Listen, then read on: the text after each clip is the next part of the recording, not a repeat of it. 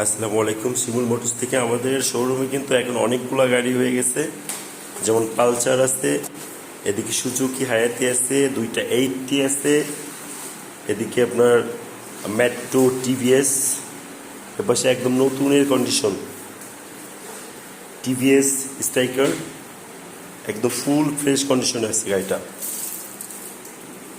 ব্যাংকে টাকা জমা দিয়ে আছে এবং যে গাড়িটা নেবে মূল মালিক তাকে বানিয়ে দেওয়া যাবে, সমস্যা নাই।